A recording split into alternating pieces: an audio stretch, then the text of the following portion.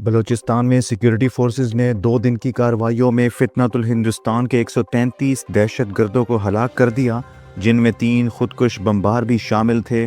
ISPR کے مطابق دہشت گردوں نے 31 جنوری کو کوئٹہ، مستونگ، نوشکی، دالبدین اور خاران میں حملے کیے۔ جوابی کارروائی کے دوران سیکیورٹی فورسز کے 15 جوان شہید ہوئے۔ دہشت گرد حملوں میں خواتین، بچوں اور مزدوروں سمیت 18 شہری جان سے گئے۔ پاک فوج کا کہنا ہے کہ حملوں کا مقصد بلوچستان میں بدامنی اور عدم استحکام پیدا کرنا تھا۔ ایرانی سپریم لیڈر کے مشیر علی لاریجانی نے کہا ہے کہ امریکہ کے ساتھ بات چیت کے فریم ورک پر کام جاری ہے۔ سوشل میڈیا بیان میں انہوں نے کہا کہ مصنوعی ذرائع سے جنگ کا ماحول بنایا جا رہا ہے، جبکہ اس کے برعکس مذاکراتی ڈھانچے کی تشکیل ہو رہی ہے۔ دوسری جانب ایرانی آرمی چیف امیر حاتمی نے امریکہ اور اسرائیل کو خبردار کرتے ہوئے کہا ہے کہ ایران کی جوہری سائنس اور ٹیکنالوجی کو ختم نہیں کیا جا سکتا۔ ان کا کہنا تھا کہ سائنسدانوں کی شہادت کے باوجود ایران کی جوہری صلاحیت برقرار رہے گی۔ وفاقی حکومت نے پیٹرولیم مصنوعات کی قیمتوں میں رد و بدل کرتے ہوئے ہائی سپیڈ ڈیزل مہنگا کر دیا، تاہم پیٹرول کی قیمت برقرار رہے گی۔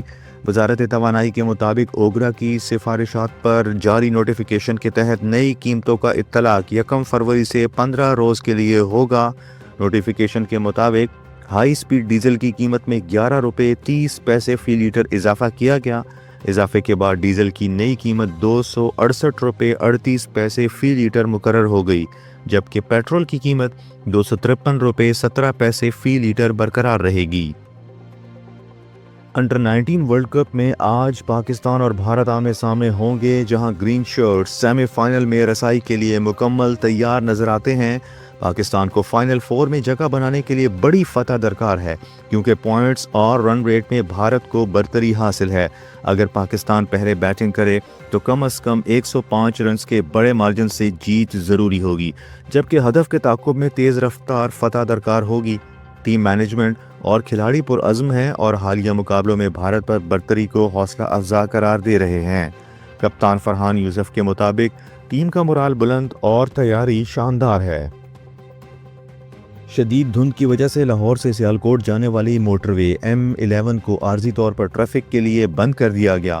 سینٹرل ریجن کے ترجمان سید عمران احمد نے شہریوں سے اپیل کی ہے کہ غیر ضروری سفر سے گریز کریں تاکہ جان و مال کا تحفظ یقینی بنایا جا سکے۔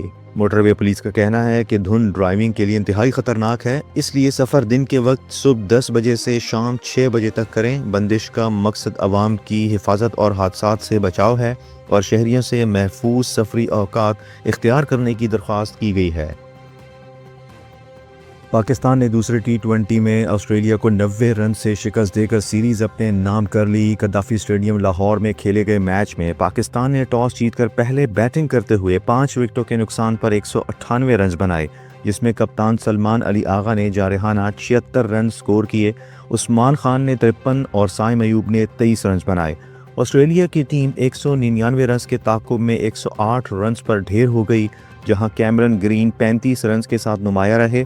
پاکستان کی جانب سے ابرار احمد اور شاداب خان نے 3 وکٹیں حاصل کیں۔ عثمان طارق نے 2 اور محمد نواز اور سائم ایوب نے 1 کھلاڑی کو آؤٹ کیا۔ اس شاندار فتح کے ساتھ پاکستان نے T20 سیریز جیت لی۔